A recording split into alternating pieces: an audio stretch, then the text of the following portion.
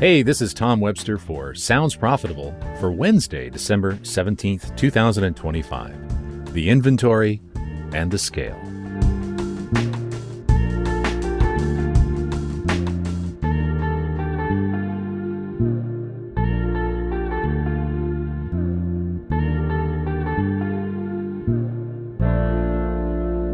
Well, this is the final Sounds Profitable podcast for 2025. And I want to leave you with something to chew on over our short break. It's not a comfortable thought, but I think it's maybe the most important one to emerge from the Creators 2025, which is the study that we released last week. Here it is. If we don't proactively shape the creator landscape, the audience will never follow. We can't market our way to audience development without the product to match. And right now, the product doesn't quite match. Marketing with a capital M, as I learned in business school, starts with the product, the development of the product, and not the promotion. You can run all the ad campaigns you want telling women that podcasting is for them. You can buy billboards encouraging 55-plus Americans to give podcasts a try. But if those audiences don't see themselves reflected in the people making podcasts, if they don't hear voices like theirs, addressing concerns like theirs from perspectives like theirs, then the marketing is just noise. The data from the Creators 2025 makes this clear. Among podcast consumers, 15% of men are currently creating podcasts. For women, it's 8%.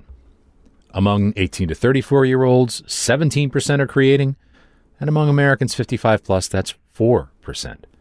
These gaps in the creator space map directly onto gaps in the audience. It's not a coincidence.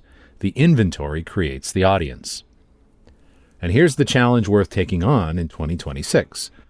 These different demographic gaps represent fundamentally different problems that require fundamentally different solutions. Last week, I talked about the gender gap in podcast creation. Women are half as likely as men to start creating, even though they're slightly more likely to stick with it once they do. That's an entry barrier problem, and I stand by what I said. It demands intentional work on representation and role models, and on examining whether our industry's video expectations are adding friction that falls harder on some potential creators than others. If you missed that podcast, I encourage you to, rewind, go back, listen to it. I've seen this dynamic play out in another world that I care about, and that's the world of magic. Magic remains overwhelmingly male. I recently went to the World Championships of Magic in Torino, Italy, and it was like 90% dudes. Go to a show at the Magic Castle in Los Angeles and Hollywood, and you'll see a room full of dudes with decks of cards doing card tricks for other dudes. Why? It's not because women can't do sleight of hand. It's structural. For 2 centuries, women were portrayed as assistants to male magicians rather than as magicians themselves. The traditional uniform of a magician, jacket and pants with plenty of pockets, is designed for concealment in ways that dresses are not. And, most importantly, there's been a lack of successful female role models that women can identify with. Not just successful women, but successful women like them. Well, podcasting has its own version of these structural barriers. Think about who gets profiled in trade publications, who keynotes conferences, who gets held up as examples of how to make it. There are successful women in podcasting, many of them. But has the industry been intentional about making sure those success stories are visible, celebrated, and positioned as models for aspiring creators? The 15% versus 18% creator gap suggests we haven't done enough. And addressing these barriers requires intentional, proactive work, not hope that these things will naturally balance out. But entry barriers aren't the only problem in this data. LGBTQ plus creators and 55 plus creators both have 40% churn rates. These aren't people who never tried podcasting. They tried, and they stopped. That's a retention crisis, and it demands an entirely different intervention. Both LGBTQ plus Americans and Americans over 55 are smaller segments of the population. If you're creating content that speaks to a particular community, and that community is smaller, it can be harder to build the audience you hope for. When your expectations aren't met, when the effort to reward ratio feels off, you stop. And this is where I think about something Garth Brooks said at a conference I attended years ago. And I know I've mentioned this before in this podcast, but it really applies to this.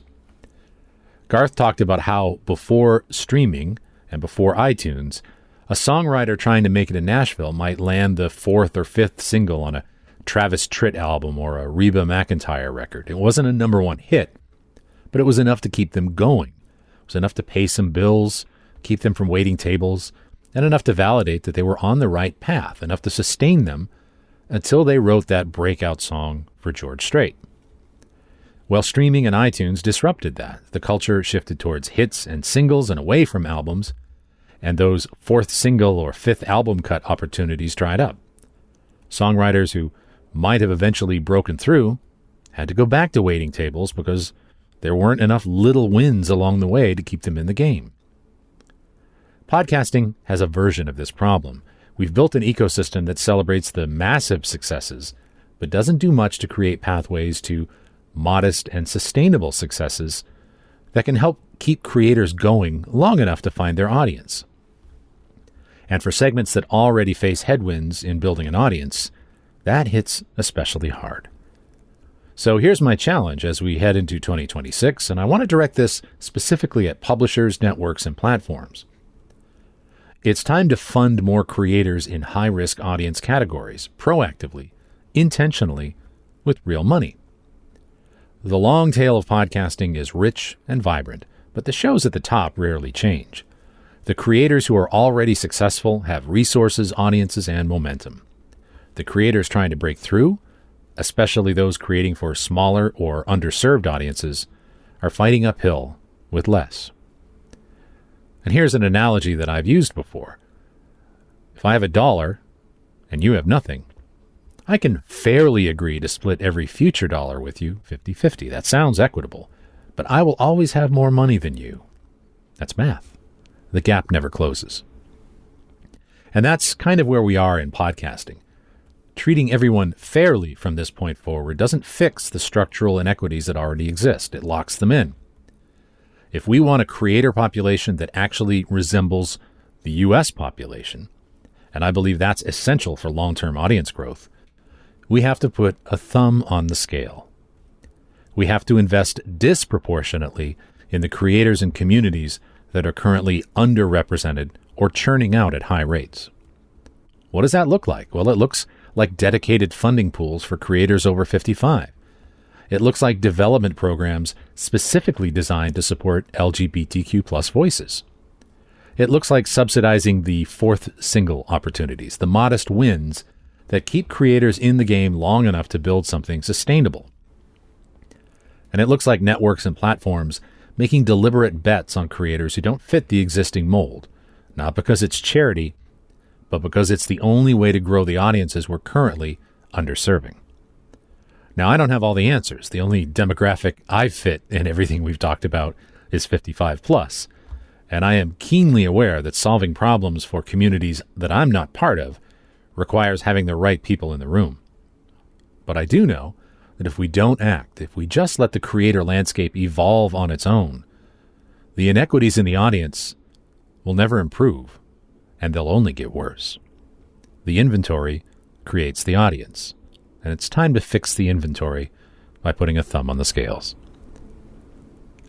Happy holidays, friends. I'll be back next year. Thanks for listening to this last podcast of 2025, The Inventory and the Scale. For Sounds Profitable, I am Tom Webster, and I will see you next year.